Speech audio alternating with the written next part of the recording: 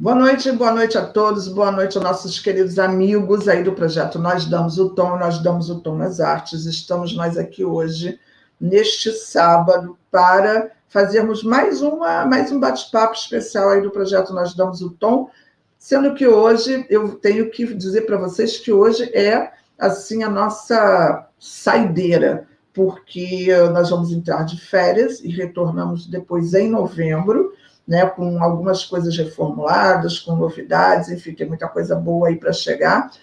O pessoal já está chegando aí, nossa querida Dalva já chegando, daqui a pouco chega a Tereza, Rodrigo Borges, aquela turma toda que nos acompanha aqui em todas as nossas lives aqui do projeto Nós Damos o Tom. Uma ótima noite para todos, e noite aqui no Brasil, né, porque nosso convidado está na Austrália e lá já é dia. Então, boa noite para quem é de boa noite, bom dia para quem é de bom dia. Então, vamos chamar agora o nosso anfitrião aí desse momento sempre especial, nosso querido coreógrafo e bailarino Ramires Menezes. Olá, Ramires Menezes, boa noite. Boa noite, bom dia, né, para quem está lá na Austrália, bom dia para todo mundo, boa noite para todo mundo. E hoje você está com outro modelito aí da nossa... das modas, né? E aquele cara do chapeleiro maluco lá da Alice, muito legal. Rodrigo Borges. Olha quem acabou de chegar, Juju também, que falou assim, estou entrando agora. Ju está entrando, Rodrigo Borges também chegando aí, o pessoal já está chegando aí, ficando a postos para a nossa live de saideira hoje, né? Porque nós vamos entrar de férias, né, Ramires? Nós merecemos umas férias, né? Então a gente vai entrar de férias.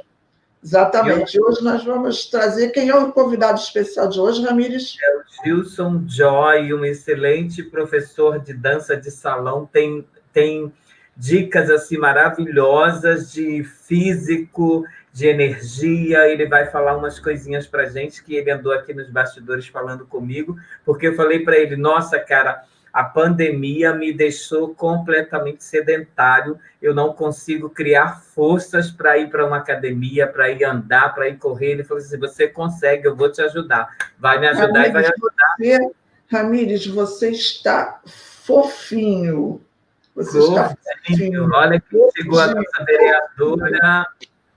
Nossa querida Ana, futura vereadora aí, e apoiadora da cultura, a gente não pode deixar de mencionar isso. Aninha, seja bem-vinda mais uma vez. Ela já está dando boa noite aí, ela está dizendo que hoje ela tem um compromisso político. A gente entende, Ana, porque a gente sabe que essa corrida eleitoral é complicada. E ela não vai poder assistir ao vivo, mas ela depois assiste, com certeza. Um beijo, grande sucesso para ti, Aninha.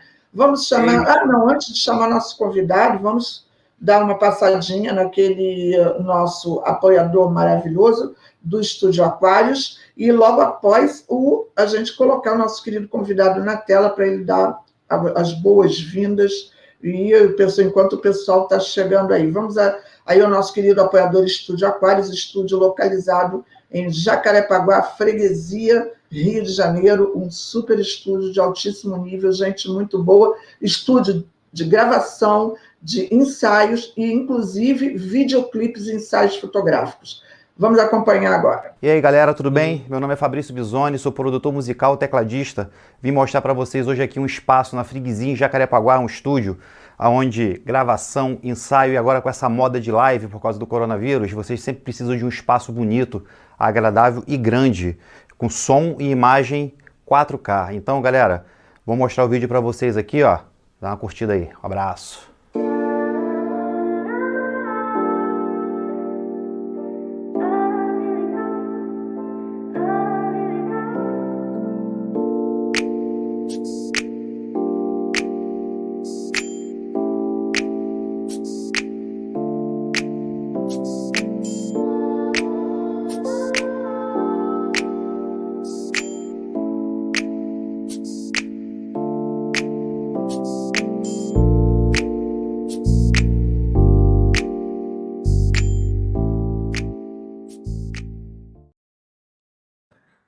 Isso aí, o nosso estúdio está sempre nos apoiando também aí em todos os nossos projetos. E vamos chamar nosso convidado, Ramires Menezes. Sim, Gomes, que já faz, nossa, muito tempo que a gente conversa, e hoje chegou o grande dia. Foi trocado, eu acho que 2 vezes também. Muito E bem, aí, vamos lá. querido, Opa! finalmente Boa noite, bom chegou dia. o grande dia. Bom dia para o Gilson, Bom né? dia, boa noite, Boa boa noite para quem está tarde. aí. Bom dia para quem está aí. Tudo bem com você? Tudo Bom, ótimo, graças a Deus. queria te dar as boas-vindas aí. Eu sou a Lia, sou assessora do Ramires, assessora aqui do projeto, editora do Jornal Ritmo Carioca, também sou dona da Personal, que é uma empresa de comunicação, e todos abraçando aí esse projeto, Nós Damos o Tom, que é um projeto maravilhoso, criado aí pelo nosso amigo Ramires Menezes, e que todos nós abraçamos, e que já passaram por aqui, assim, já estamos beirando aí 50 e poucos convidados que já passaram por aqui, de tudo que foi país. Eu acho que nós já demos a volta ao mundo, praticamente, e você está chegando aí para fechar essa primeira fase do nosso projeto, porque, graças a Deus, o projeto tomou uma proporção bem grande, e com isso nós estamos agora vamos tirar umas férias a partir de hoje, para que a gente reformule tudo, para que a gente volte em novembro ainda mais forte, com mais novidades, trazendo outros convidados, enfim, tem muita coisa boa aí para acontecer. E o pessoal já chegando aqui, a fotógrafa Ana Oliveira, dando boa noite, Ramires, saudade dessa pessoa incrível que aprendemos a amar, a nossa querida amiga Ledalva, nossa Dalvinha, Dalva Araújo, madrinha desse projeto, já praticamente, porque ela já é madrinha, nós já denominamos isso, já falamos que a Dalva é nossa madrinha, nossa querida Ju, que também está lá na Austrália, já dando boa noite para quem é de boa noite, bom dia para quem é de bom dia, e a Dalva, inclusive, falando que ela esteve em Sydney, mas, infelizmente, não teve o prazer de conhecer o Gilson. Então, vai conhecer hoje, Dalva, está conhecendo hoje, aproveita, está conhecendo hoje.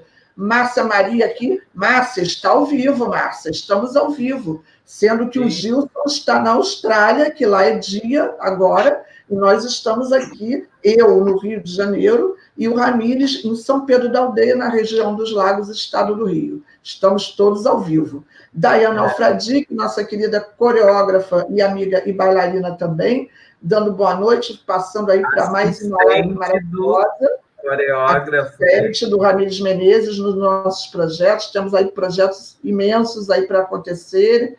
Rodrigo Borges, nosso fotógrafo oficial, também já presente. Aninha, futura vereadora, também presente aqui. Enfim, a galera chegando aí para prestigiar essa nossa live mais uma vez. Gilson, eu queria que você desse aí o seu boa noite para o pessoal, bom dia, aliás, né? Seu bom dia, boa noite para o pessoal, e se apresentasse. Antes do Ramires dar as boas-vindas dele, eu queria que você desse aí o seu alô, o seu oi para o pessoal que está chegando aí, que vai assistir a nossa live de hoje. Everton acabou de entrar. Everton é meu filho, a Juliana é minha filha também. Boa noite, bom dia para todo mundo. Sou o Gilson Joy, estou falando aqui direto da Austrália. Sou filho da Dona Antônia e pai do Christopher, do Christian e da Carol. E é uma alegria muito grande poder compartilhar a dança. Tive a oportunidade de estar em 36 países e agora aqui na Austrália por 4 anos. E tem sido uma experiência muito legal, porque eu vejo a dança como um instrumento para transformar vidas. E eu entendi que esse é o meu objetivo aqui na Terra e tenho estado muito feliz com os resultados. Aqui na Austrália eu tenho ensinado dança de salão, zumba e fitness. E também... Você é de que estado aqui? Você é de Brasília. Você é de Brasília? Legal. Uma cidade chamada Ceilândia, que eu morei 2 anos em Brasília. Hã? Eu morei 2 anos em Brasília. Que lugar de Brasília? Lá. Eu morei na Asa Sul. Você morou no... 112 Sul. Você morou na Nata. Eu cresci no subúrbio. Depois... Eu tenho uma amiga minha que mora em Ceilândia. Tem uma amiga minha, uma grande amiga que mora lá. Pois é. É isso aí. Seja bem-vindo, seja muito bem-vindo. Ramires, agora você, o seu boa noite aí para o povo. Sim, boa noite, gente, mais uma vez. Olha, depois de 2 trocas, né, Gil? A gente trocou 2 vezes e não chegava nunca esse dia. Eu falei, gente, e o tempo passando rápido e a tua data não chegava nunca. Eu falei assim, caramba, o que é isso? E aí eu quero saber, né, o que é, de onde veio o Gilson, como que ele entrou no mundo da dança e para onde ele foi, a primeira viagem sua, antes de você estar... O Everton mandou um recado aqui para ele. O Everton falou aqui o seguinte: tô aqui, SC, só você sabe esse código. Ele falou. Eu chamei ele. Isso é uma história engraçada da Zumba que depois eu posso falar e deixar ele. A Vanessa Ângelo também está dando boa noite aqui para gente. Que delícia participar desse bate-papo lindo. Valeu, Vanessa. Beijo, minha querida. Está sempre com a gente aqui também, acompanhando. Então, você pode começar. Olha, fica à vontade. Aqui é para a gente rir, para a gente se divertir, para a gente bater papo, para a gente contar as histórias e para a gente compartilhar energia boa. Então, fica à vontade, a palavra é sua, pode começar, que a gente fica aqui só nos bastidores acompanhando. Então, vamos lá. Você me fez 3 perguntas, né? Quem sou eu, de onde eu vim, como eu entrei na dança e qual foi a minha primeira viagem, né? É isso? Como você começou e como você chegou na dança, né? Como é que a dança surgiu para você? Qual foi a sua trajetória até você chegar onde você está hoje? Então, vamos lá. Então, primeiro, como eu acabei de falar, nasci numa cidade considerada pobre de Brasília. Eu acho a cidade mais rica, porque ela tem uma riqueza cultural muito grande, mas financeiramente é uma cidade desfavorecida, que é a Ceilândia, que é a cidade do meu coração. E venho de uma família bem tradicional, bem simples, né? Eu não conheci meu pai. Fui criado pela minha mãe, eu nunca estudei numa escola particular, toda a minha vida foi em escola pública, e aos 18 anos eu entrei na igreja evangélica, aos 19 para 21 eu comecei a pastorear, aos 29 anos de idade eu saí da igreja e separei do meu primeiro casamento, e foi onde eu tive meus 2 filhos, Christopher e Christian, Mateus e Lucas, são os meus, Christopher Lucas e Christian Mateus, e aos 29 anos foi um momento muito difícil para mim, porque eu vivia em um mundo religioso, né, e um mundo familiar, que era o mesmo mundo, e a religião da qual eu fazia parte, a gente não tinha acesso ao mundo externo. Então, eu não conhecia nada, literalmente nada, do que acontecia do mundo fora da igreja. Eu não sabia as músicas, eu não sabia os filmes, eu não sabia nada que não fosse do contexto religioso. É engraçado que eu estou na câmera aqui do computador, meu braço esquerdo é o meu direito. Mas me diz uma coisa antes de você continuar, Gil. Essa fase tua de igreja, você fazia por livre, espontânea vontade ou pressão da família? Porque a gente sabe, muitas das pessoas entram na religião por conta dos pais. Eu, por exemplo, olha, minha mãe é espírita, a minha avó era católica, o meu irmão é pastor, era uma guerra de religião, só que toda vez que eu encontro com meu irmão pastor, a gente entra num atrito muito grande, porque ele fica dizendo assim, mãe, larga essa religião é do diabo. Eu falo para ele assim, querido, você nasceu na barriga da minha mãe, ela já era espírita, é tradição de família para família, e você não pode, isso não é ser pastor, isso é uma pessoa que julga as pessoas. Então, eu queria que você dissesse, antes de você continuar, se você fazia por livre espontânea vontade, ou se a tua família te obrigava no sentido de não te bater para ir, mas assim, eles queriam que você seguisse o que eles faziam. Entendi. Não, na verdade, eu fui o primeiro evangélico da minha família. Eu fui que iniciei a tradição evangélica na minha família, hoje meu irmão meus filhos, mas eu fui o pioneiro. Na verdade, a pressão foi oposta, foi o que você falou aí, mas ao contrário. Muita gente da minha família fez assim comigo. Ó. Eu passei a ser um criminoso, porque eu estava saindo de uma tradição católica e agora eu estava entrando no time contrário. Era tipo alguém do Flamengo que virou vascaíno. Mais ou menos nesse sentido. Eu comecei a ser colocado de lado. Eu era o crentinho, eu era alguém que estava tentando, tudo que eu fosse falar, eles achavam que eu estava tentando convertê-los. E, na verdade, muitas das vezes era mesmo.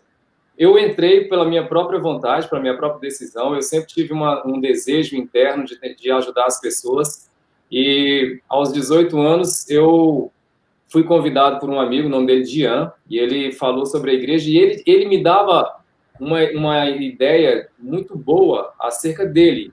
Ele era o número 1 da sala, eu era o segundo ou terceiro, sempre a gente ficava brigando ali, mas ele sempre me dava uma rasteira, e ele sempre tirava a nota melhor na turma, e a nossa briga, eu sempre fui muito competitivo, então na sala de aula também, eu sempre queria ficar em primeiro, e ele era o meu empecilho, porque quando eu não ficava em primeiro era por causa dele.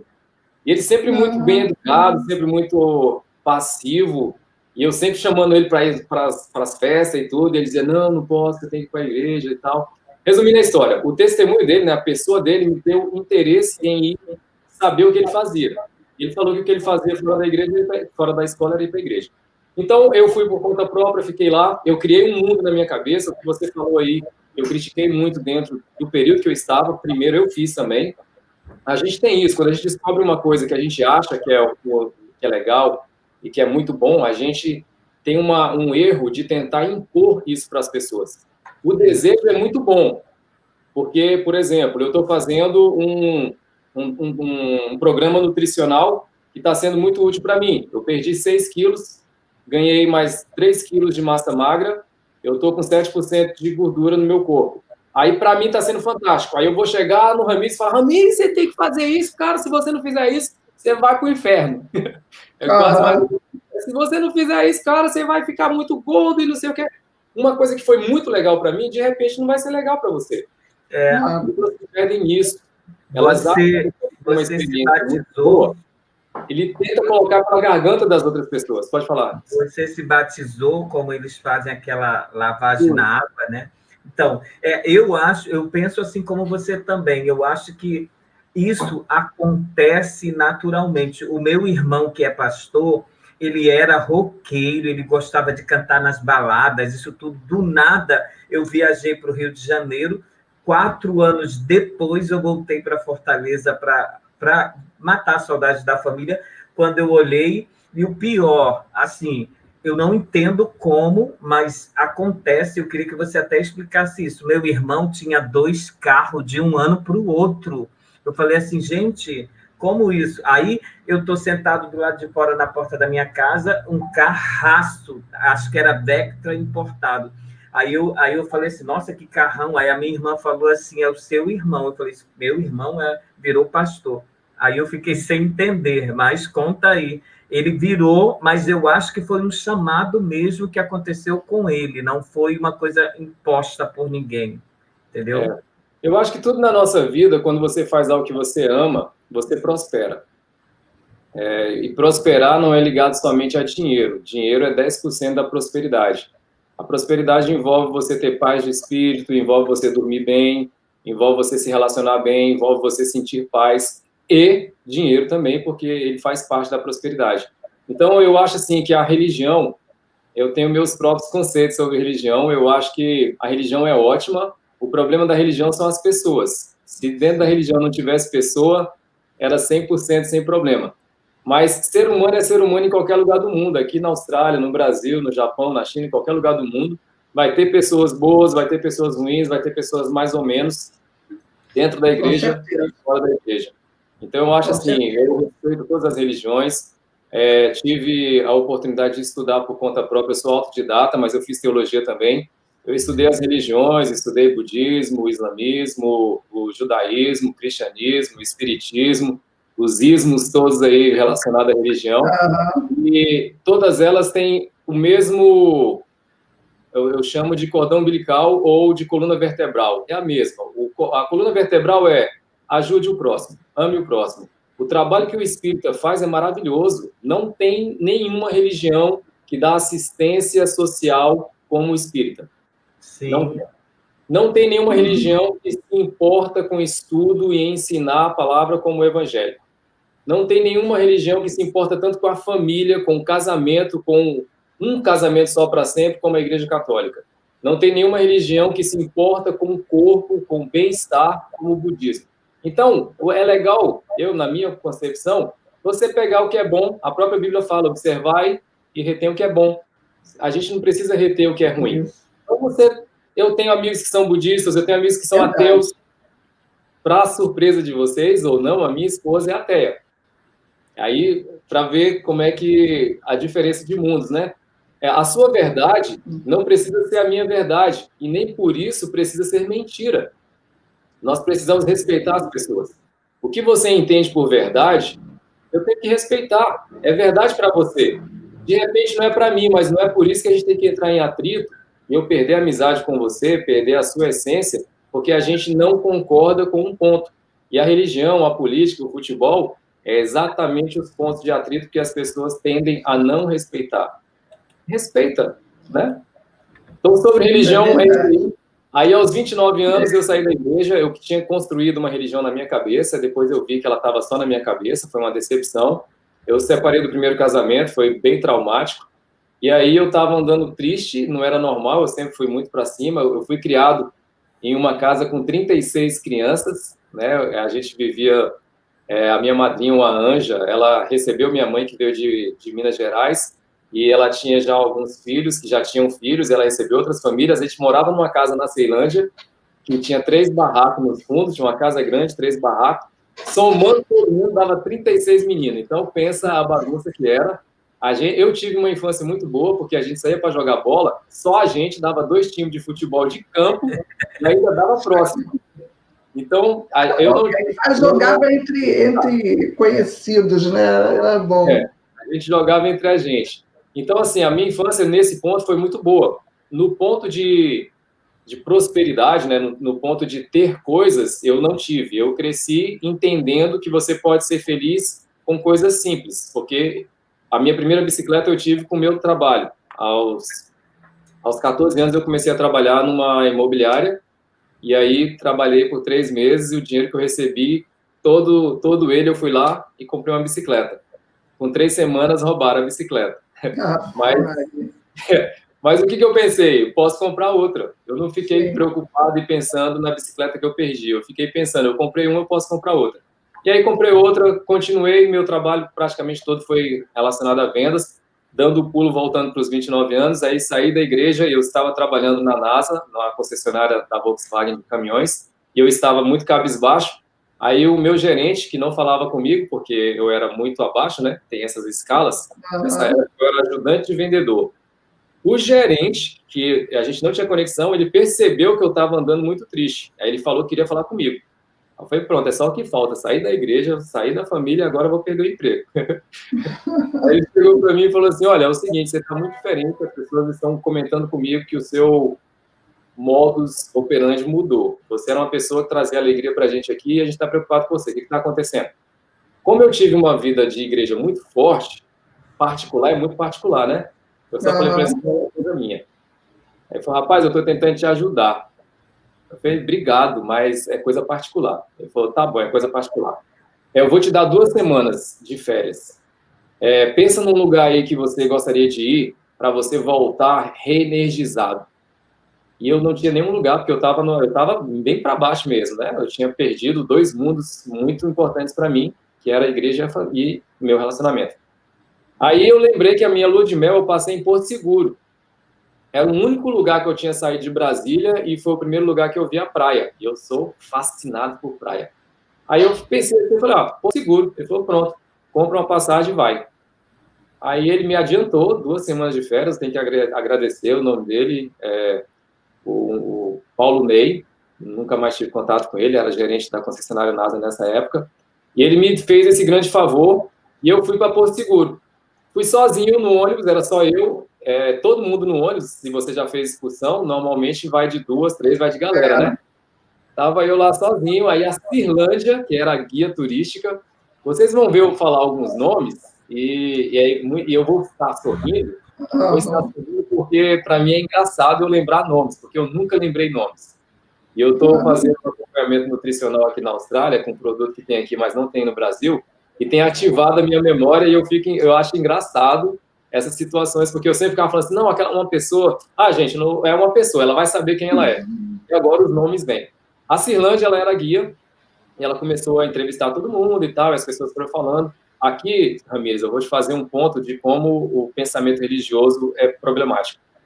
Eu estava lá no ônibus, aí começou a falar, quem é você? Sou fulano de tal, tá com quem? Tô com a minha esposa. Quem é fulano de tal, tá com quem? Tô com a minha irmã. Quem é você, tal, tal, tal? O que você faz? Aí foi falando, sou bancário, sou professor, tal, tal, tal. Aí chegou uma pessoa na minha frente, quem é você? Ele falou, Jonatas. Tá com quem? Tô com a minha irmã. O que você faz? Eu sou professor de dança. Ele estava na minha frente. Eu pensei na minha cabeça, vagabundo. Eu pensei. Você já tinha essa concepção na sua cabeça, né? Você já tinha. Há 16 anos atrás. Hoje já tem uma evolução melhor. Imagina 16 anos atrás, né? Mas foi assim, foi quase que eu falei, de tanta convicção, eu falei, vagabundo. Vagabundo dizendo que é professor de dança. Professor de dança não é profissão, não. É doido, né? Devia estudar, devia ir para a igreja. Isso foi o pensamento que eu tive na época. Aí chegou a minha vez. Quem é você? Eu falei, sou Gils, tal, vendedor, e tá com quem? Eu falei, tô sozinho. Eu falei, tô sozinho, o ônibus. Ai, indo para Porto Seguro sozinho, como que pode? Que né? É uma coisa quase que impossível de acontecer, né? Ela falou, ela disse, a primeira vez que eu tô vendo alguém vindo sozinho. Mas agora você não tá mais sozinho, todo mundo agora tá com você.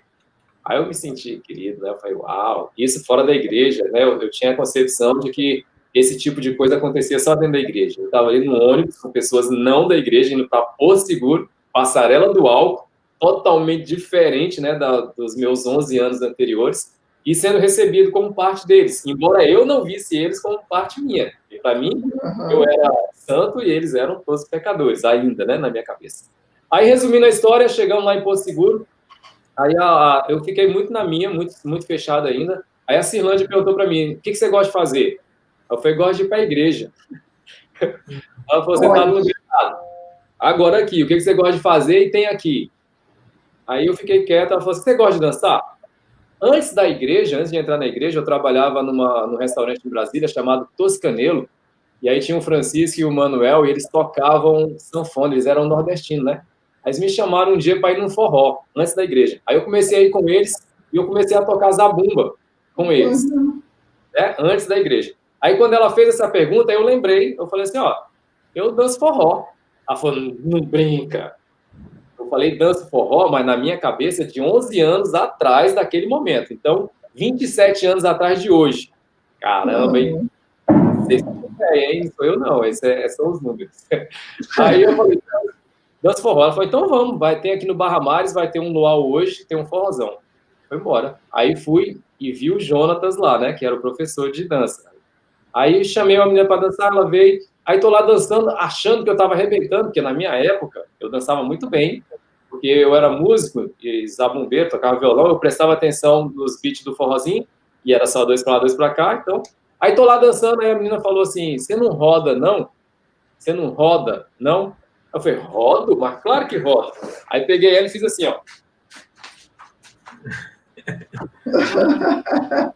Achei que tinha arrebentado, porque eu voltei no ritmo, né? E eu ficava vendo, na época, as pessoas tentando fazer isso e voltava fora do ritmo. Ela falou, não, menino, é daquele jeito ali, Aí apontou pro Jonatas, que era o rapaz que estava no ônibus, né? Eu reconheci. Quando eu olhei para ele, vocês já viram aqueles filmes que quando você olha, para tudo? Tudo ficou preto e branco e ele ficou colorido. E ele parecia o Bruce Lee, o braço dele fazia assim, e vinha pra lá e era braço, eu falei, esse cara é um povo. Eu parei de dançar com ela, eu não sei o que aconteceu com essa menina que eu estava dançando com ela. Perdi o foco. Eu fiquei assim, Eu nunca tinha visto alguém dar giro em forró. Porque eu dançava forró de 11 anos antes de 16 anos, 27 anos atrás. Só dançava 2 para lá, 2 para cá. E, de repente, ele pegou a mulher e jogou para cima. Porque nessa época, o sertanejo era o que estava arrebentando. O sertanejo universitário. O forró universitário estava iniciando com o Fala Mansa. Ele jogou a menina, eu falei, meu Deus do céu, eu fiz assim com a cabeça, vai matar a menina. Aí quando ele pegou, jogou no colo, levantou, eu falei, nossa. Aí eu falei, é isso que eu quero. Descobri o que eu quero aprender esse negócio aí.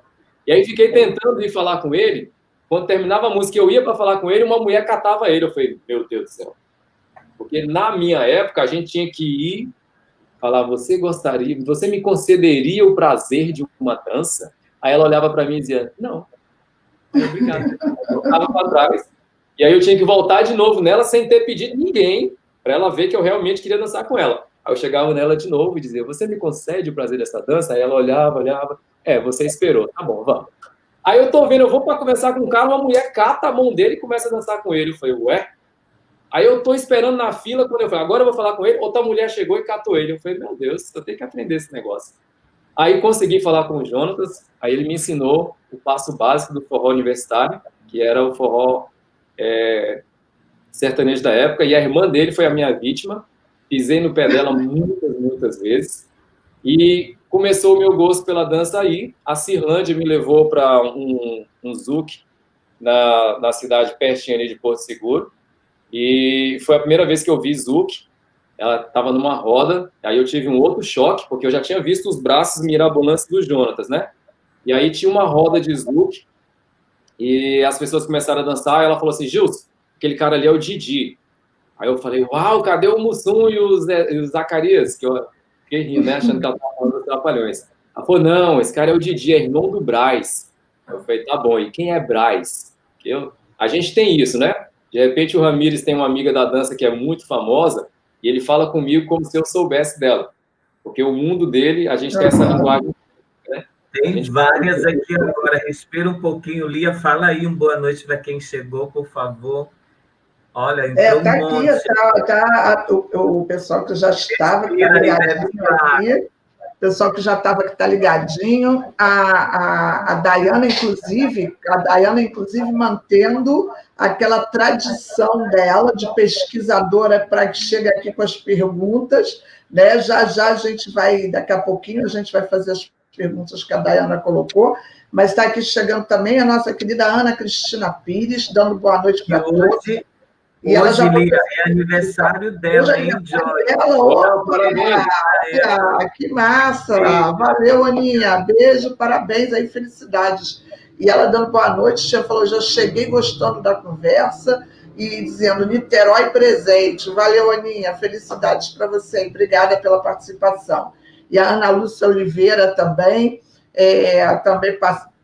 participando aqui. O pessoal chegando. Já deu para o nosso convidado tomar aquela aguinha, dar aquela respirada e vamos continuar que o papo está animado.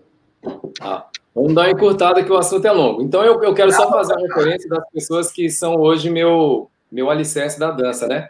Então, eu tive a oportunidade de ver o Didi e o Braz. Não o Braz, né? Eu fiquei sabendo quem era o Braz. Eles são simplesmente as pessoas que iniciaram o zouk no Brasil. Eles eram os dançarinos do Kaoma. Lembra do Kaoma? Lembro.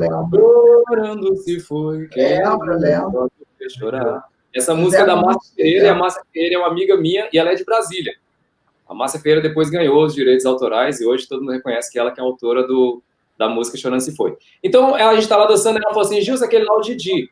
E aí ela me explicou a história, né, depois de eu ter feito a piada, e ele começou a dançar lá, né, e eu falei, nossa, lambada eu lembrava que eu tinha dançado lambada na época, né, da lambada, com os 14 anos de idade. Aí ela falou, mas não é lambada não, é parecido. Eu falei, então já tem uma referência. Aí comecei a dançar e tô pescando o Didi, né, olhando para ele. De repente ele puxa outra mulher. Aí eu falei assim, o cara parou de dançar com uma no meio da música, mas ele não parou de dançar, ele continuou dançando com duas. Aí eu falei para a Cirlândia, o cara tá dançando com duas mulheres. Ele falou, ela disse, continua olhando. E eu dançando com ela e continuando olhando. Aí de repente era uma roda, né? Tinha uma roda, tinha umas pessoas dançando na roda e umas pessoas em roda em volta. Aí ele dançando com duas, ele apontou com a terceira. Aí eu falei, agora ele vai pôr uma para descansar e vai dançar com a outra. Só que ele continuou dançando com as duas que já estavam e começou a dançar com a terceira. Aí você imagina como é que estava a minha mente naquele momento. A Cirlândia já estava parada do meu lado, porque eu já não estava dançando mais, eu já estava só olhando pro cara. E ele parecia que tinha 300 braços, porque conseguia dançar azul com 3 mulheres. E ali vinha para cá e para lá, eu falei, meu Deus do céu, se eu tiver a coordenação motora que esse cara tem no dedinho, para mim já tá suficiente. Aí ele apontou para a gente. Aí eu falei, ué? Aí ele falou, Gil, aí a Cirlândia falou assim, Gilson, eu vou ter que parar de dançar com você, porque ele tá me chamando. Eu falei, meu Deus, eu queria era eu ir, pode ir. Aí ela foi. Aí eu vi o cara, a primeira vez que eu vi alguém dançando zouk, eu vi um cara dançando zouk com 4 mulheres. Então, eu decidi querer aprender a dançar com o Jonatas. Aí eu vi um cara dançando com 4 mulheres ao mesmo tempo. Aí eu falei assim, é esse nível que eu quero alcançar. Um dia. Mas já comecei com um nível bem alto e conheci o Didi, depois se tornou amigo. Eu tenho um vídeo no YouTube, a gente fez uma apresentação junto num hotel em Porto Seguro. Depois eu voltei em Porto Seguro 6 vezes. Quando eu voltei para Brasília, eu comecei a aprender a dançar, virou meu hobby, virou meu porto seguro. a dança foi o que me tirou de um momento depressivo, de um momento de muita insegurança e indecisão. Então, a dança, para mim, ela tem um sentido pessoal muito importante. E aí, quando eu voltei para Brasília, eu perguntei para o Jonatas onde é que eu podia aprender a dançar. Na época, não tinha escola que ensinava forró ainda. O forró não dava loop, não dava hip-hop, porque todo mundo achava que dançava forró. Se perguntasse para alguém, o cara falava assim, eu vou te ensinar. Aí ele falava, vou fazer aula para quê? Porque todo mundo achava que forró era 2 para lá, 2 para cá. Aí teve o advento do forró Fala Mansa, que entrou o forró universitário, uma galera mais nova. Aí eles fizeram um mix com a salsa, o bolero, e deu nome ao forró universitário. Aí o forró teve didática. Então, começou-se a ter procura em academias. Aí eu já tinha aprendido um pouco, uma pessoa que eu tinha convidado na noite para dançar, e que eu já tinha levado 300 mil nãos e tocos de todas as formas, ela aceitou e falou que queria que eu ensinasse ela a dançar. Eu ri muito, porque eu falei para ela que eu não sabia nem para mim, isso foi a minha primeira aluna. Eu chamei ela para ter sido garçom antigamente. Então, eu fui buscar ela na mesa, dancei com ela e fui levá-la até a mesa. Ela achou a coisa mais fenomenal do mundo. Então, uma dica para quem está assistindo aí, ó, os homens aí, os garotões. Quer impressionar a sua dama, quer impressionar a sua parceira, seja educado, irmão. Buscou ela na mesa, leva ela de volta. Você vai fazer uma impressão. Eu consegui minha primeira aluna assim. Aí, ela... É uma boa dica, né? É uma boa dica, com certeza. Ainda mais que hoje em dia a gentileza até uma coisa rara. Então. Eu pensei, se ela acredita que eu posso ensiná-la, quem sou eu para dizer que não? Então, ela já viu o que eu danço. Ela falou, eu quero aprender só o que você sabe. Eu falei, então vamos. Aí eu pensei, então eu vou agora procurar uma escola, eu vou aprender direitinho, o dinheiro que ela está me pagando, eu vou fazer aula e vou dar uma aula melhor para ela. Nasceu o meu pensamento de envolver dinheiro na dança, porque até então eu queria a dança só como minha terapia. E aquilo começou, ela falou com uma sobrinha dela, e aí a sobrinha dela falou com uma outra pessoa, eu comecei a dar aula numa academia de musculação. Em Brasília, o forró começou em academia de musculação.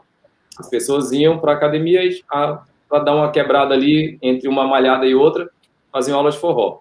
E aí uma academia viu, minha aula começou a encher, porque eu tive uma dificuldade muito grande para aprender, eu tinha um trauma na cabeça, porque dança para mim era errado, dança era pecado, dança ia para o inferno, a minha religião ensinava isso, então eu tinha uma briga muito grande comigo mesmo, então a minha coordenação motora chocava com o meu cérebro o tempo inteiro, então eu tive que desenvolver um método para eu aprender, eu ensinando a mim mesmo. E esse método eu comecei a ensinar para os meus alunos. E começou a fazer diferença, os alunos começaram a falar um com o outro, a minha turma de forró na Simetria bombou, lotou, foi a minha primeira turma na M-Norte. M-Norte é a divisa de Ceilândia com Taguatinga, a gente chama de Tailândia. E aí, uma outra academia me chamou, que era a Academia VIP, que era a melhor academia de Taguatinga, foi a primeira vez que eu fui fichado, né, como professor de dança, foi um momento histórico. E aí eu descobri o personal dance. Vocês sabem o que é personal dance? Sim. Personal dance deve ser um personal só que para dança, né? Fala de novo, Lia.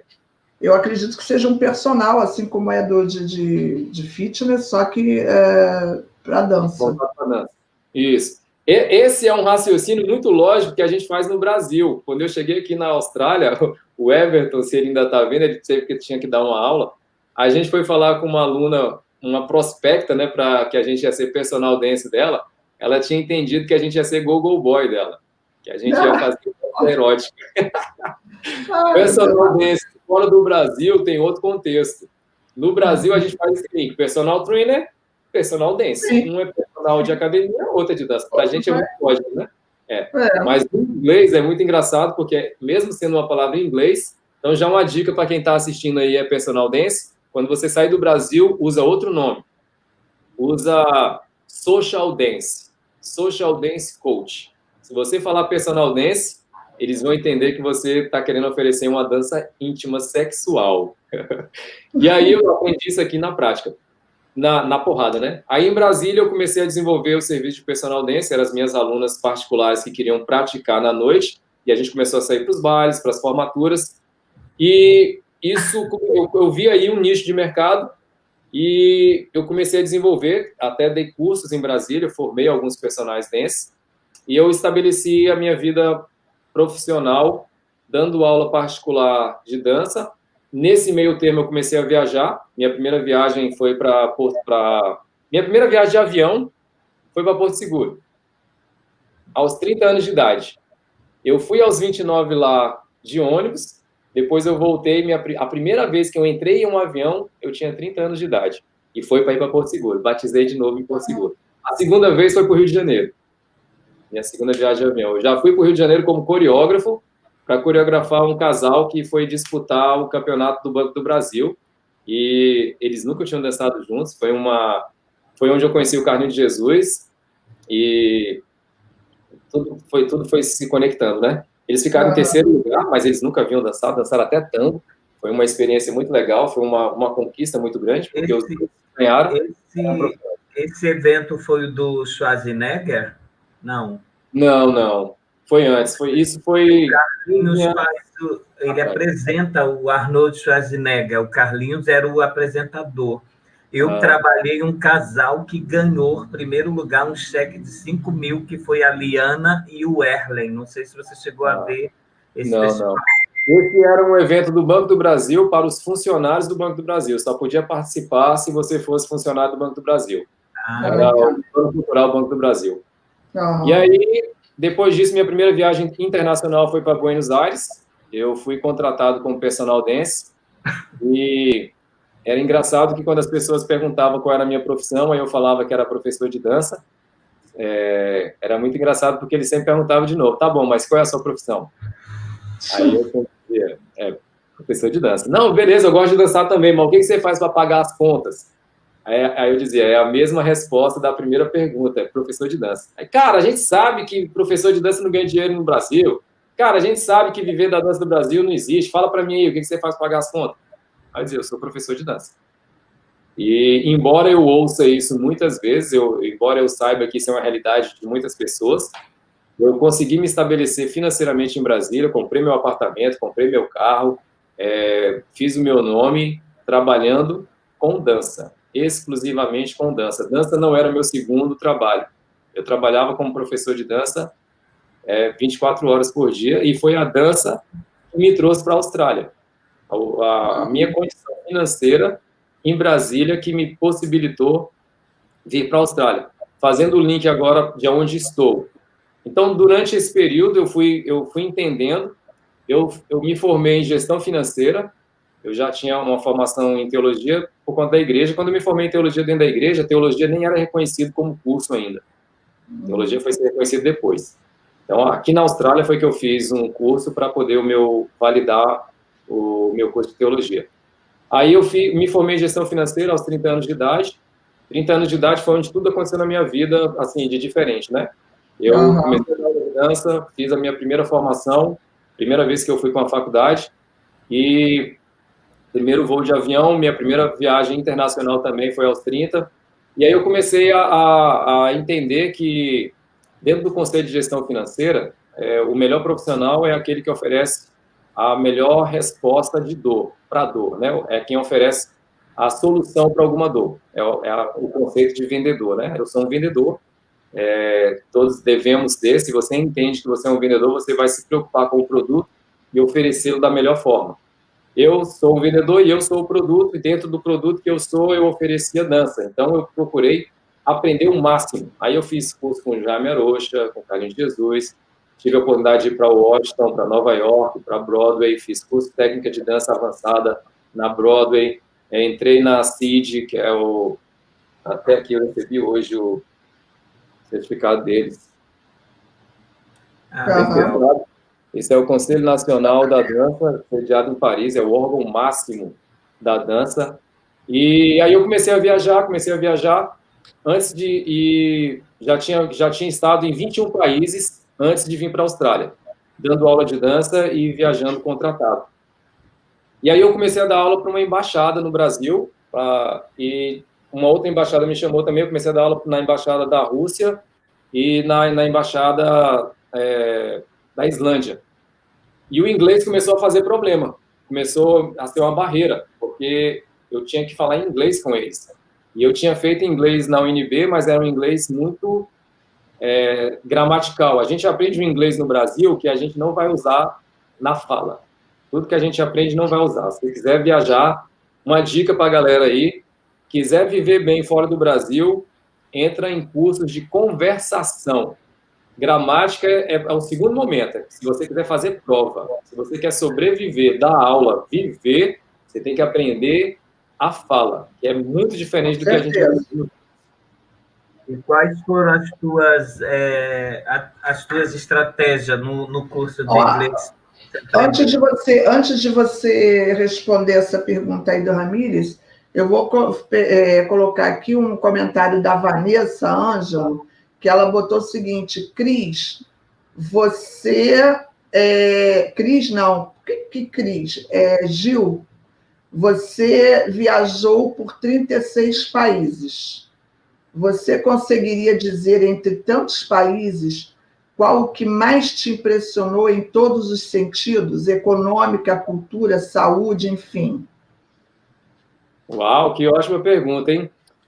O país que mais me impressionou e vai me impressionar de todos eles, porque eu viajei em 36, mas eu estive em 37. Então, o país que mais me impressiona é um país chamado Brasil. É o melhor país do mundo. Aqui na Austrália já tive algumas brigas com pessoas que pensam diferente.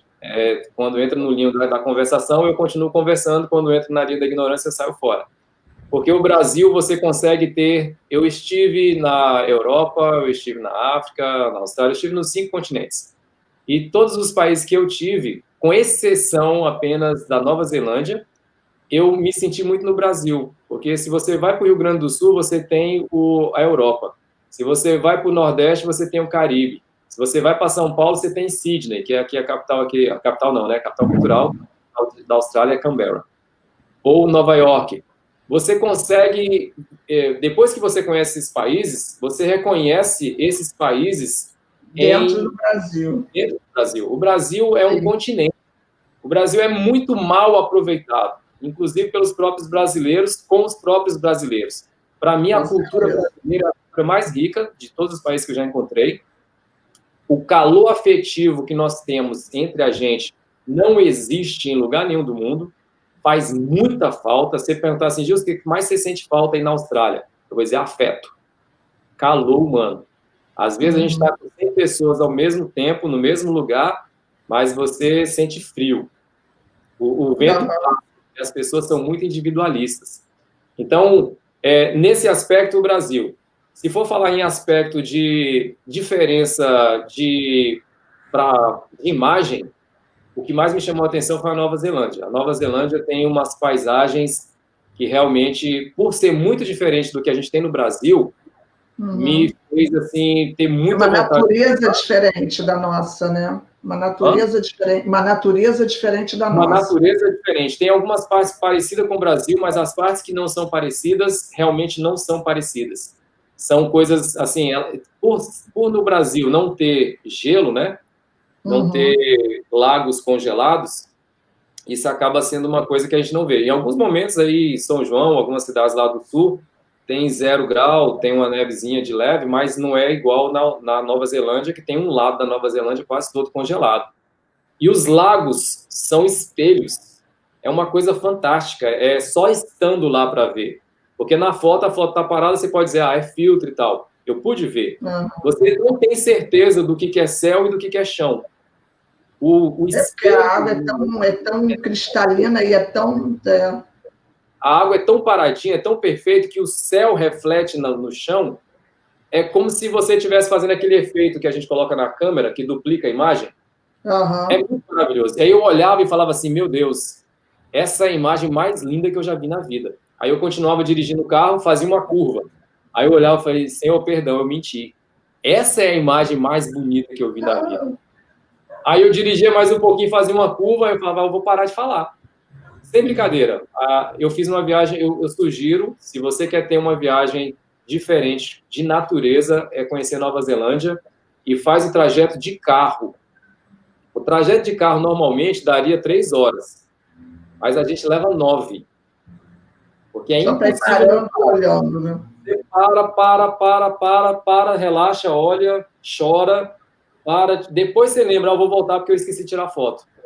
O melhor lugar que você vai é o lugar que você esquece de tirar foto. Registre isso aí na sua cabeça. Ó. Se você for num lugar maravilhoso, você não vai lembrar de tirar foto, não dá tempo.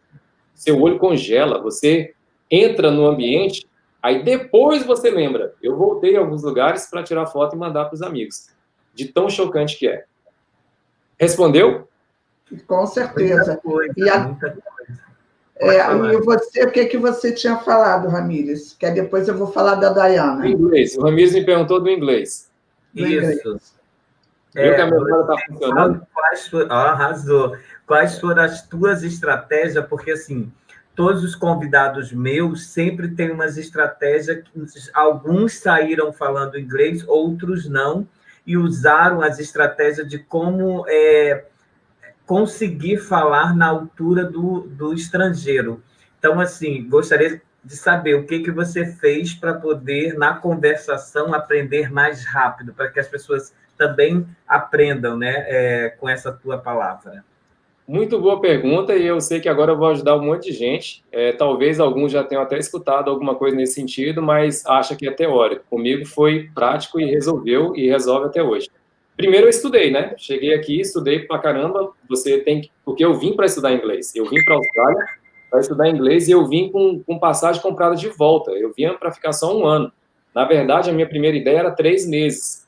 Aí a agência me mostrou em números que se eu viesse para ficar 3 meses ou 6 meses, o custo era praticamente o mesmo e em 3 meses eu não ia aprender. Eu achei que era conversinha, mas depois eu fiz cálculo, conversei com pessoas aqui, eles falaram que era verdade. E aí eu acabei ficando 1 ano. O custo que você gasta para vir para a Austrália, entre passagem... Legal, ó, essa aqui é a minha outra mão. Entre passagem, hospedagem e alimentação, que você fica durante 1 ano, você vai gastar quase a mesma coisa que você gastaria para 3 meses, porque o mais caro é a passagem. E aí, o que você precisa para aprender inglês é falar inglês. A gente nasce, aprende a falar, a gente vai treinando. Babá, papai, mamãe, fefé, popô. 3 anos, 4 anos, 5 anos, 6 anos. Com 7 anos é que a gente vai começar a escrever. E a gente aprende inglês o contrário. A gente nasceu, começa a dar uma caneta para a gente não sabe nem mexer a mão ainda e já quer que a gente escreva. Aí depois que você escreve tudo é que eles vão querer te ensinar a falar. Aí você está travado. Ainda mais que o inglês tem sons que nós não temos no português. Então, esvazia. A técnica é esvazia, esquece o português. Se tentar fazer a associação, você vai para um caminho errado. Porque você vai errar muito e vai errar consciente. E o pior, que vai errar achando que está acertando. Então, a parte mais difícil é essa, esquece o português. Ah, mas essa palavra parece com português, esquece. Primeira dica de ouro, esquece o português. Vai começar a aprender inglês? Esquece o português. Não tenta fazer associação. Você vai para um caminho que parece mais curto, mas vai ser mais longo. Ponto 1. Ponto 2, se você esqueceu o primeiro, você já vai fazer a segunda lei, que é não traduzir. E se eu esqueci, eu não consigo traduzir. Eu não esqueci, eu já esqueci, então eu não consigo traduzir. Se você tentar traduzir, você vai para um caminho mais difícil. Você vai demorar muito mais para aprender a falar. Então, o que você tem que fazer? Esquece o português, esquece o inglês e começa a ouvir. A dica é você pegar uma série, pega um episódio da série que você mais gosta. Foi o que eu fiz e funcionou comigo, tá? E ainda funciona. Uma série que você mais gosta. Assiste ela primeiro, você já deve ter assistido, mas assiste mais uma vez em português. Assiste a segunda vez com o título em inglês, com o subtitle, né? Legendado em inglês. A pessoa falando em português e a legenda em inglês. Depois assiste de novo a mesma, ele falando em inglês e a legenda em inglês. E depois assiste de novo só em inglês. E depois assiste de novo. E depois assiste de novo. E aí depois começa a falar junto com ele. Nossa. Tenta falar o que ele está falando. Fala você primeiro, dá pausa e aí ouve. E tenta ver se está similar. Parece que vai dar trabalho, parece que é um caminho difícil, mas é o que resolve. Porque a gente precisa educar o nosso cérebro ao som e ao som da nossa voz. Porque, por exemplo, eu aprendi que para você falar obrigado era thank you. Eu aprendi isso no meu curso de inglês. Thank you. Se você falar thank you aqui, ninguém sabe o que você está dizendo. Aí você fala, como que não? Eu aprendi isso, é thank you, é obrigado. Como é que você não sabe inglês? É americano. A pronúncia está errada. É thank you. A pronúncia do F, né? O T e o H é o que quebra a gente. Então, se você ouve, você repete, a gente não gosta da nossa própria voz. Mas quando você ouve, repete, ela passa a ser comum, aí você começa a linkar, aí funciona. Então, a dica foi essa daí. Finalizando, então, aí para encurtar o caminho, que eu sei que vocês têm muita coisa para fazer e eu também. Cheguei na Austrália porque eu vim para aprender inglês, para desenvolver mais o meu produto. Eu vi uma oportunidade de ensinar nas embaixadas americanas, nas embaixadas que se falavam em inglês. Eu sempre procurei ganhar o máximo, oferecendo o máximo e gastando o mínimo. Esse foi sempre a minha fórmula. Oferecer o máximo, receber o máximo, gastando o mínimo. Então, eu vi nas embaixadas uma dica de ouro aí, quem mora perto de embaixada. A embaixada é um local que você pode colocar um preço de serviço alto, se você oferecer um alto serviço. O nível de exigência deles vai ser alto, que é o nível de exigência de primeiro mundo, e por conta disso, eles vão fazer um pagamento justo. Eu digo que não existe nada caro. Existe coisa desnecessária e coisa justa. Se você paga $1 milhão em uma Ferrari, você pagou porque você achou que era justo. Caro é algo desnecessário. Você compra um celular de R$10 e ele não liga, ele não recebe, ele não manda mensagem, foi caro. Sim, você compra um celular de R$10 mil, mas ele tem uma câmera, ele filma, ele conversa com os outros, ele faz sua comida, ele te acorda, ele leva você para passear, você entra nele e ele dirige. Ele faz um monte de coisa que não esperava. Então, não foi caro, foi justo. E as embaixadas, elas te pagam um valor justo, desde que você ofereça. E eu vi que para eu oferecer com maior qualidade, eu precisava aprender inglês e eu sabia que esse investimento ia voltar. Aí eu pensei nos Estados Unidos, pensei no Canadá e na Austrália. Os Estados Unidos e o Canadá, eles não permitem trabalhar. Outra dica para você, meu querido amigo brasileiro. Não tenta levar vantagem em tudo, não tenta fazer as coisas da forma errada, que você não vai dormir. Eu pensei, não vou para os Estados Unidos ficar lá ilegal, não vou para o Canadá ficar ilegal. Aí eu vi que na Austrália eu podia vir e podia trabalhar. A Austrália permite estudantes trabalhar. Então eu poderia pagar as minhas despesas e aprender o inglês e pagando as minhas despesas trabalhando aqui.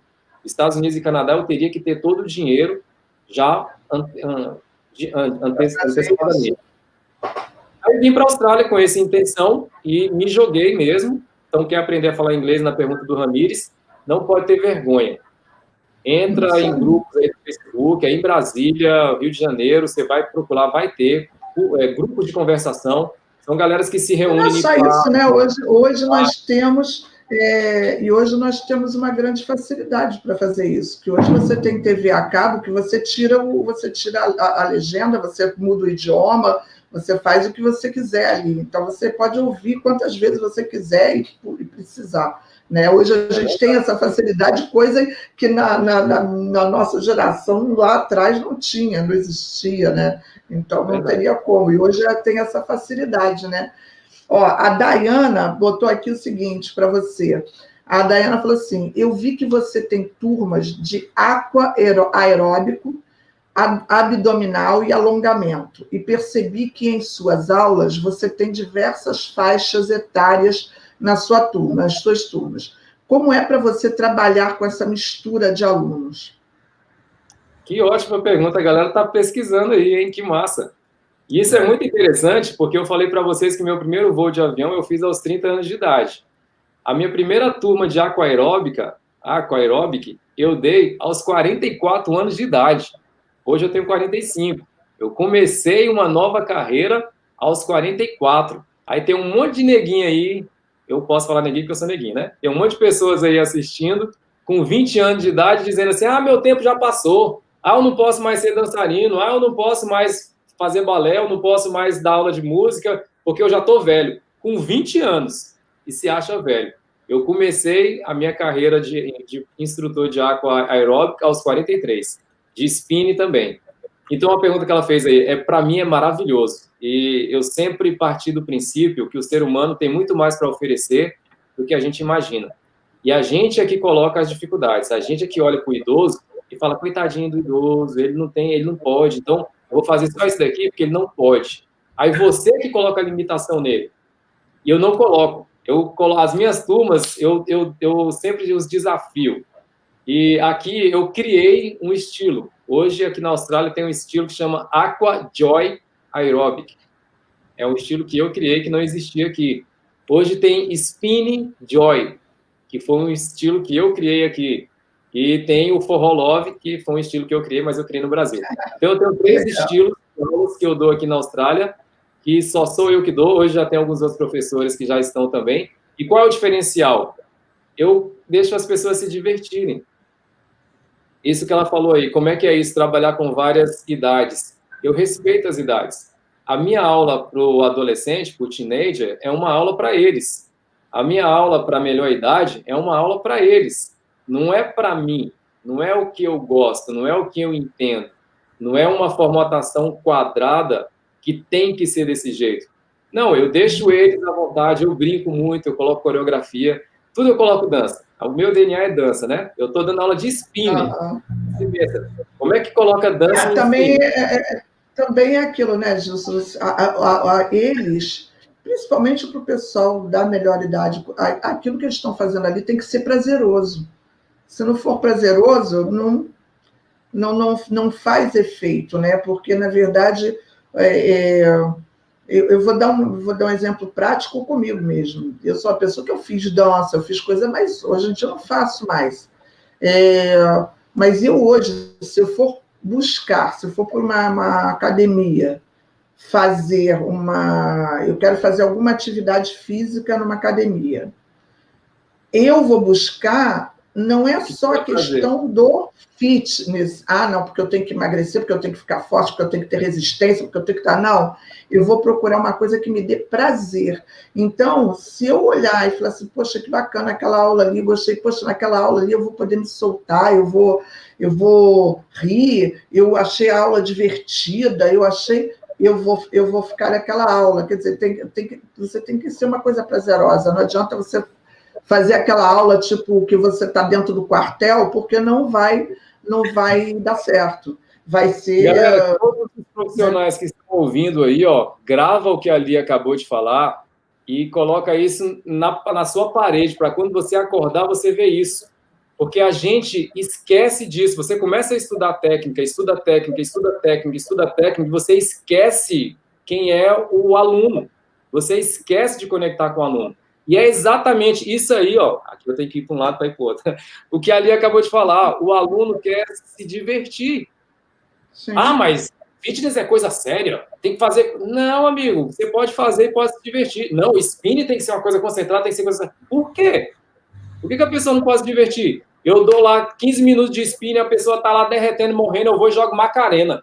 Ele sentado lá na cadeira, eu jogo a música, a gente faz aqui, estou dando um relaxamento para ele, a mente viaja, ele recoberta e ele... E aquele sofrimento, entre aspas, porque eu sei que spinning a gente sofre, porque eu já fiz spinning e é puxado, mas você fazer um spinning parado, fazendo aquele negócio que parece que não acaba nunca, parece que a hora não passa, você está quase morrendo, aí você olha para o relógio e o ponteiro nem mexeu. Aí você, caramba, naquele dia... rezando para aquilo acabar. Se você joga uma situação dessa, no meio daquilo ali, aí de repente a pessoa ela tira o foco dela daquele sofrimento, aí você distrai com outra coisa, quando você vai ver, você já fez aquilo que você tinha que fazer. Você já fez, já passou. Aí você fala, essa é a minha técnica. Bom, distrai. Essa é a minha técnica. Relaxa, eu acho que é bacana. A minha técnica é saber quem eu sou. Legal, acho que é bem interessante. A minha técnica é saber quem eu sou. E antes de eu ser qualquer profissional, que eu atuo em várias áreas, antes de eu ser professor de dança, ou antes de eu ser professor de spinning, ou de aquaerobic, ou life coach, eu sou uma pessoa normal. Então, toda vez que eu vou dar uma aula, eu me conecto comigo mesmo e eu penso, professor, o que você vai ensinar hoje? Eu quero me divertir. Aí eu respondo para mim mesmo, então eu vou ensinar algo que deixe você se divertir. Então, quando eu vou começar a ensinar, eu sou o primeiro que cobre. Está chato, não estou gostando, não. Porque eu me conecto comigo mesmo, com a minha pessoa natural.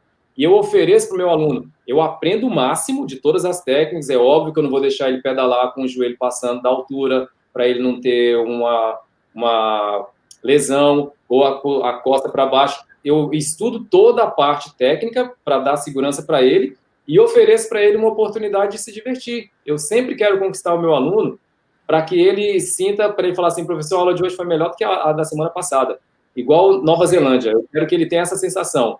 Caramba, eu achei que a aula da semana passada tinha sido a melhor de todas, mas essa foi a melhor de todas. E essa é o que eu tento fazer, e eu tento fazer isso com os meus alunos da melhor idade, os alunos da idade média e os alunos adolescentes. Eu trato eles individualmente, é uma riqueza cultural muito grande.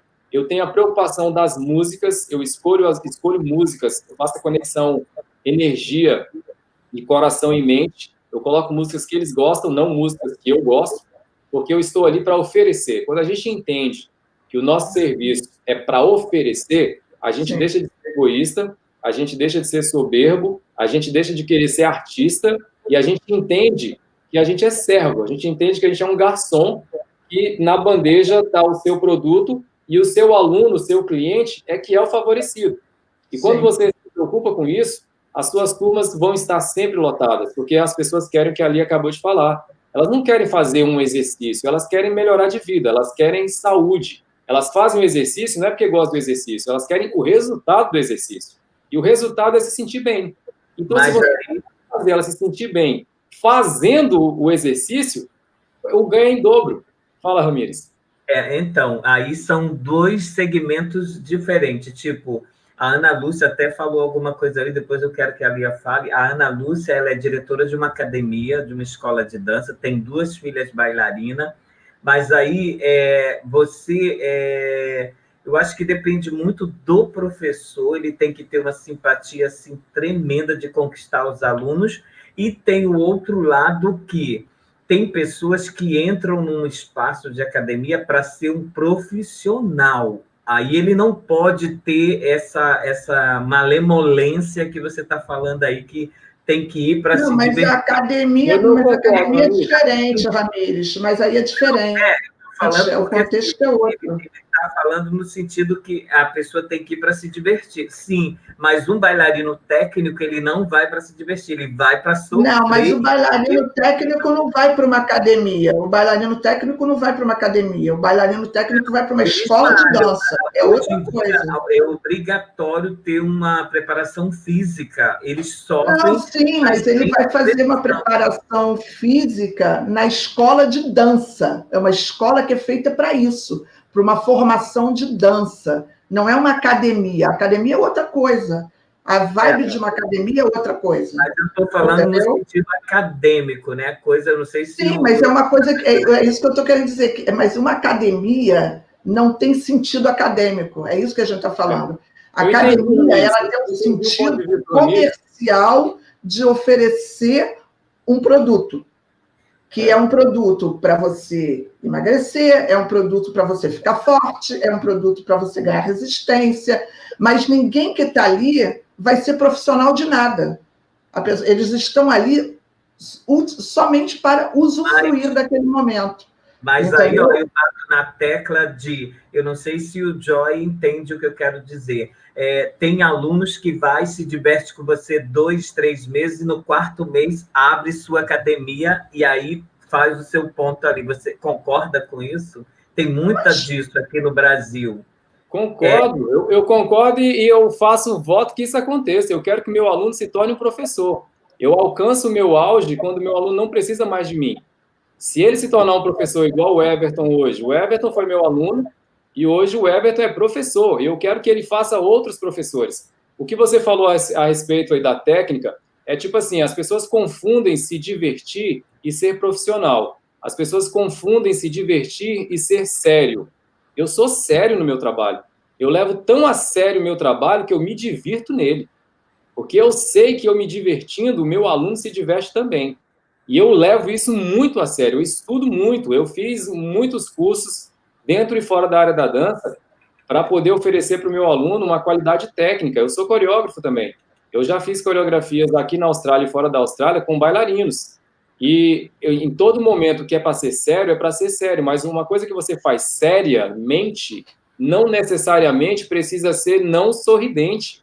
São coisas diferentes. Eu posso estar ali repetindo o plié 300 vezes e na minha mente eu me divertindo.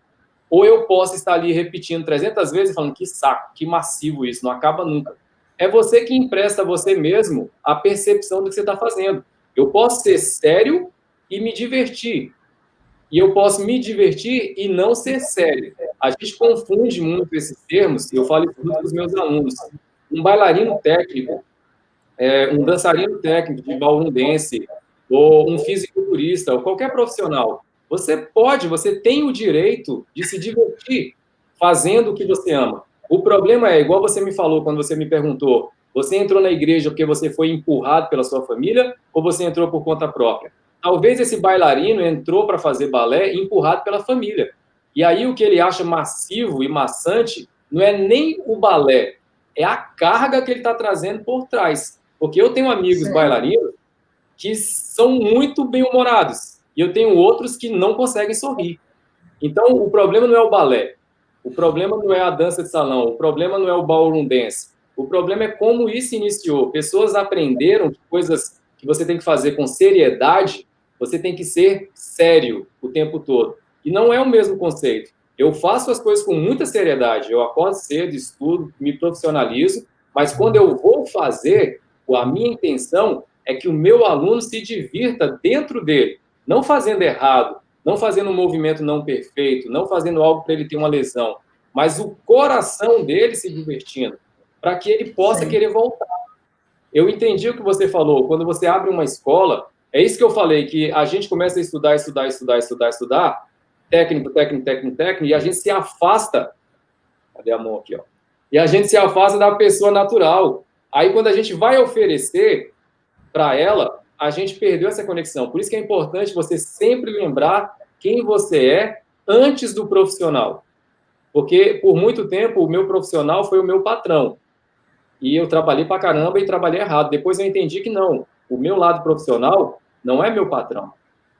Eu é que sou o patrão do meu lado profissional. Então, o meu lado profissional tem que atender quem eu sou. Porque o que eu sou é diferente do que eu estou. Eu estou professor de dança. Eu não sou professor de dança. Isso é um contexto aí para depois vocês darem uma... Eu concordo com você, concordo exatamente. Eu concordo com você. Eu estou professor de dança, porque daqui a pouco eu estou professor de spinner. E daqui a pouco eu estou professor de aquaeróbic. Mas eu sou o Gilson. E o que eu gosto, como Gilson, como ser humano, normalmente são pensamentos gerais. Eu não gosto de coisa chata, eu não gosto de coisa repetitiva, eu não gosto de gente carrancuda. Eu tento... E ainda tem um outro... E ainda tem um outro contexto, né, Gilson? Ainda tem um terceiro contexto, que é o seguinte. Você tem dentro de uma academia, por exemplo, eu não estou falando de escola de dança, estou falando de academias. Quando você monta uma academia, você monta uma academia para quê? Para ganhar dinheiro. É para ganhar dinheiro. Então, você não monta uma academia, porque uma academia é um negócio, é uma empresa. Então, você monta aquilo ali para ter faturamento. Agora, para você ter o faturamento, você precisa de quê? Você precisa que as pessoas que estejam ali dentro estejam felizes com o que elas estão fazendo ali dentro, com o que elas estão sentindo. Quantas vezes eu entrei em academia e saí uma semana depois, porque eu falei assim, essa academia não é para mim, não combina comigo. Por quê? Porque era um monte de professor com cara de mal-humorado, porque acordou de manhã, não estava feliz com o que estava fazendo, e transferia aquela infelicidade deles para quem estava indo ali buscar o quê? De repente, eu estou ali para fazer uma aeróbica, mas eu vou fazer uma aeróbica somente para relaxar antes de eu ir trabalhar. Eu quero soltar o corpo para ir trabalhar. E eu pago a academia para isso. Aquilo ali é um negócio.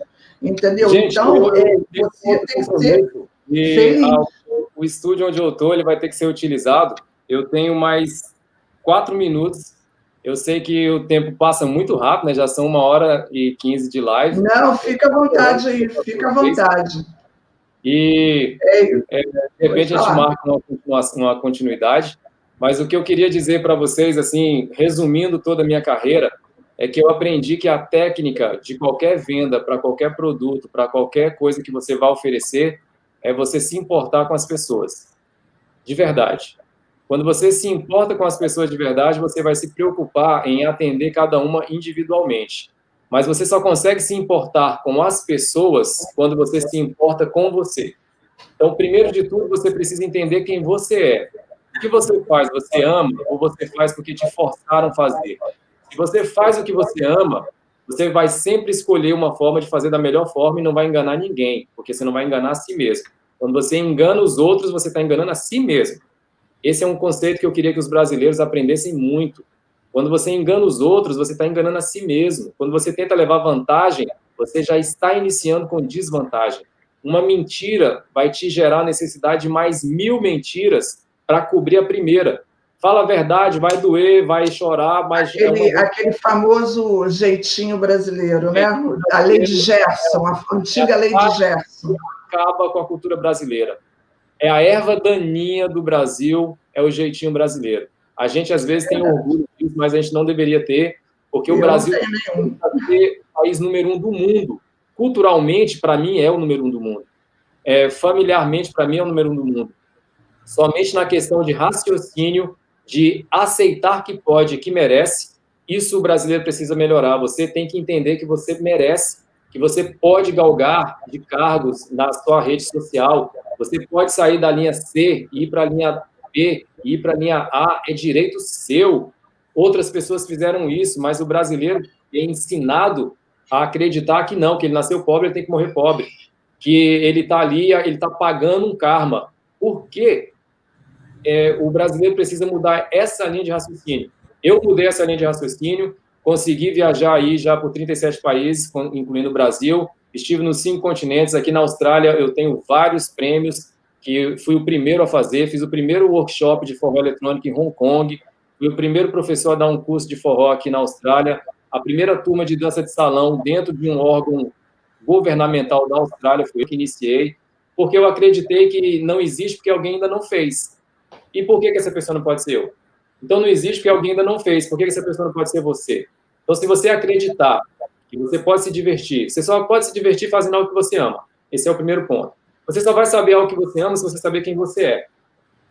Aí, você sabendo quem você é, você vai se importar com você e vai se importar com quem está perto de você. Para mim, essa é a fórmula do sucesso. É você se importar. É você saber quem você é e se importar com quem está perto de você e entender que nós estamos aqui nessa vida não para acumular. Nós estamos aqui para repartir, para distribuir. E quando a gente distribui de forma correta, a gente recebe muito mais. Eu queria terminar falando uma frase do Zig. Ele diz assim, quanto mais pessoas você ajudar a pagar contas, menos contas você vai ter para pagar. Com certeza. Isso aí. Tá bom, gente, vai lá que você tem esse seu compromisso. Obrigado a vocês pelo carinho. Desculpa terminar rápido desse jeito. Não, tranquilo. Tá? Que a gente também tem pessoal aqui para falar. Quero conversar com você mais, quero te ajudar aí a dar essa enxugada que você quer fazer. Tudo depende da gente querer, né? Vou te dar algumas dicas aí de fitness para você fazer dentro de casa.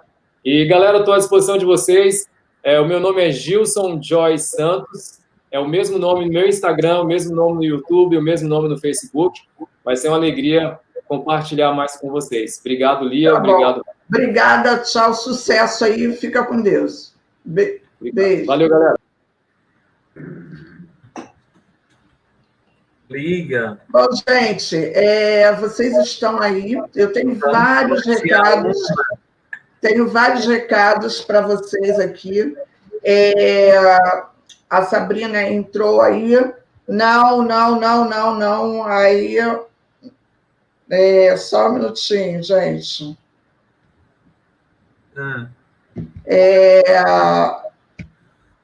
Vou dar um recadinho aqui para vocês, para a gente encerrar essa live de hoje. Nós estamos entrando de férias, tá? Porque a gente tem um monte de coisas aí para resolver, um monte de coisas para reformular, um monte de coisas aí para arrumar, para trazer os projetos. Nós damos o tom e outros melhor ainda, trazer de coisas melhores ainda. Tem muita coisa boa aí que vocês vão ficar, acho que vocês vão gostar. E nós voltamos em novembro, tá bom? Nós estamos entrando, hoje foi a saideira. A saideira não, na verdade a saideira é amanhã, no Momentos de Glória, com o Ramires, lá no Instagram. Quem é que você vai receber amanhã, Ramires? É a Fernanda Gonçalves, de Realengo. Ela tem uma academia, diretora, e ela é mãe de um menino que faz danças urbanas lá na escola dela. Ela vai falar um pouquinho disso para a gente. Então, olha, amanhã todo mundo convocado para o Instagram do Ramires. Que é a hora? 5h30. 5h30 da tarde amanhã, no Instagram do Ramires, todo mundo lá para a saideira antes das férias. E olha, gente, agora é papo sério, a gente vem aí com muita coisa boa, tem projetos novos sendo feitos.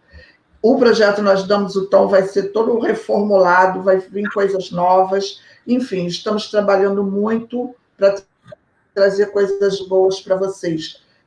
Nós começamos exatamente no dia 10 de abril, hoje é dia 10 de outubro, para vocês verem quanto tempo nós estamos no ar, toda semana, sem parar, toda semana, e recebemos aí mais de 50 convidados de vários países, vários continentes, e está sendo um aprendizado maravilhoso, e a gente agradece muito a companhia de todos vocês até aqui com a gente hoje, desde o primeiro dia.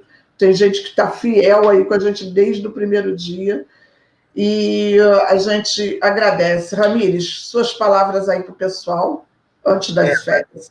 Mandar mais um beijo para a Ana Cristina Pires, que hoje é o aniversário dela.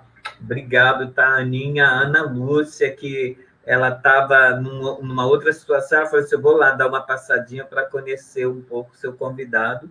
E a Sabrina, que está entrando agora, né, no finalzinho. Eu estou muito feliz, porque eu estou muito cansado, precisando descansar um pouco. Hoje tive que dar uma faxina aqui, eu estava contando, olhando para o relógio e esperando a hora, e consegui arrumar uma parte. Amanhã eu vou terminar outra parte. E a gente precisa dessa reformulada mesmo, por conta das parcerias, de tudo que está aparecendo, e a gente precisa reformular. É isso que eu tinha para dizer. Descansar, e nos encontramos amanhã, lá no Momentos de Glória, tá todos juntos no Instagram do Ramires, às 17h30, tá bom, gente? Até amanhã, fiquem com Deus, um ótimo final de sábado aí para vocês.